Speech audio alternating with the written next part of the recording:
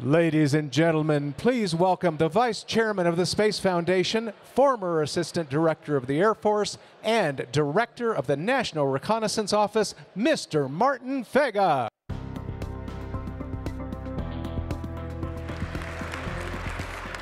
Thank you. Good evening. Thank you for joining us tonight for our corporate partnership dinner. Tonight we salute all the companies that support the Space Foundation throughout the year. I look over the room, at least when I was able to see it, and it is remarkable to see so much of our industry represented at one place at one time. We're so fortunate to have such an amazing and extensive list of friends who are backing our efforts.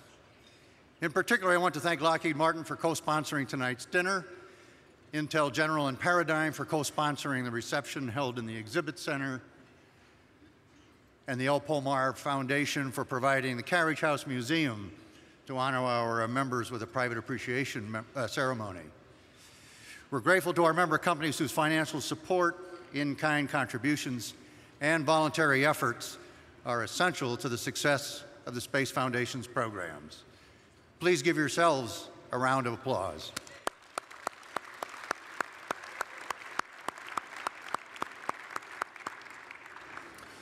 Lockheed Martin is a longtime supporter of our education programs, so it is more than appropriate that they are the co-sponsor of this year's dinner, because the theme for the evening's program is education and investment in the future workforce. The Space Foundation recognizes that we need to reach grade school kids to capture their imagination right from the start. And we have done just that by partnering with Colorado Springs School District 11 to create the Jack Swigert Aerospace Academy. The Academy is an aerospace-themed middle school, grades 6 to 8, that uses aerospace themes to build student proficiency in science, technology, engineering, the arts, and mathematics. If you ever have a chance to visit it, please do it. We did that on Sunday. It was an amazing experience. For the past decade, if not longer, we've been talking about the graying of the workforce. That's probably why I'm up here tonight. It's enlightening to now see that our industry is cultivating a new generation of space leaders. We salute our corporate member companies who have supported the Space Foundation's New Generation initiatives. This program continues to grow and expand each year that we do it. Over the past 28 years, many of our corporate member companies here tonight have given generously in support of Space Foundation education programs. And in reality, all of you contribute to what we do. Tonight, we do want to highlight a special donor.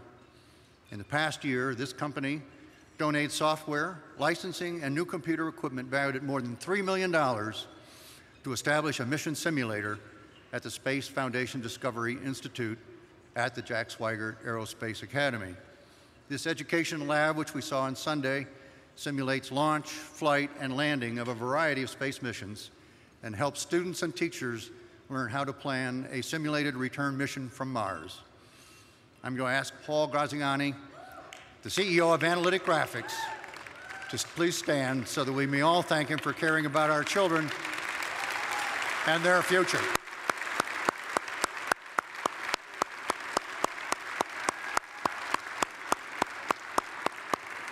Paul and his company provided the Space Foundation with the single largest contribution in our 28-year history.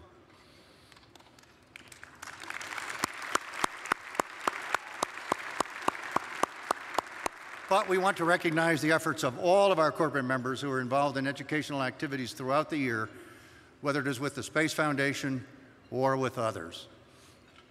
All are involved with a variety of organizations and contribute to their respective communities in a way that we're hearing throughout the week. So we have a special video of that which captures some of the great things that our corporate members are doing to cultivate our future workforce.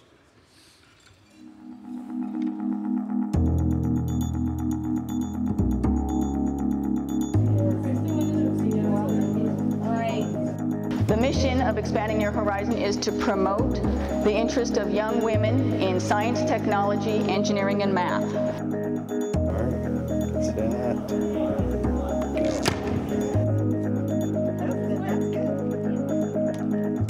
We look for opportunities to kind of make a difference in the lives, especially in the lives of young people, because I think in large measure they're our future. Well, it turns out 5 or 10 years in the future, these are our engineers. So as we're able to convince them that this is important. We put up stuff in the cafeteria before, but nothing as cool as this.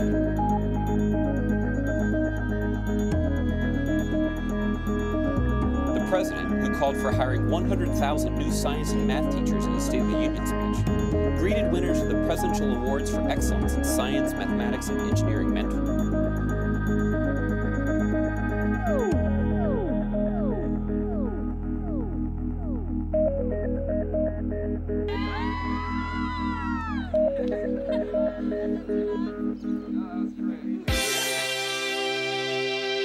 You can learn about Earth science and the long-term space travel.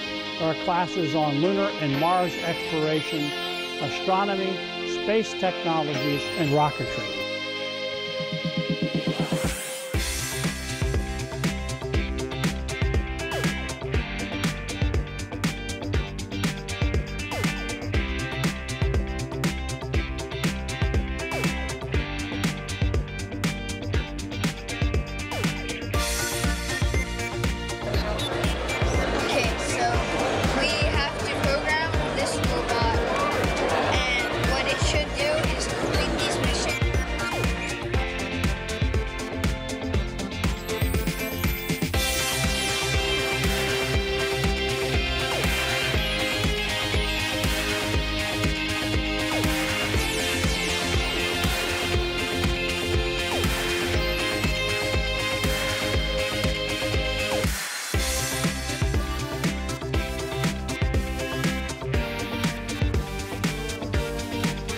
High school and college students from across the country have gathered at this farm to complete a project started 8 months earlier and could affect the rest of their lives.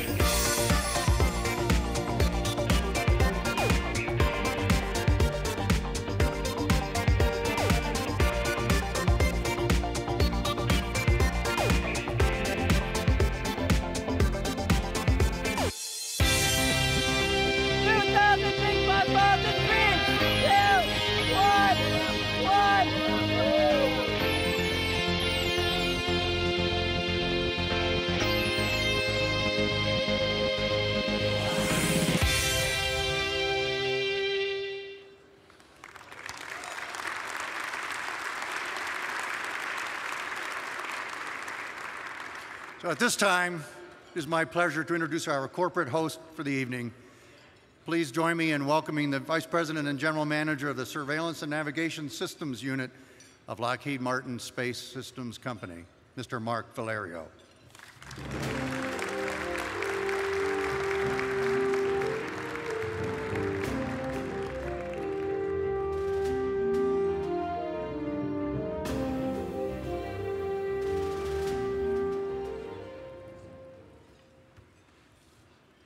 Well, thank you, Marty, and thank you, Elliot.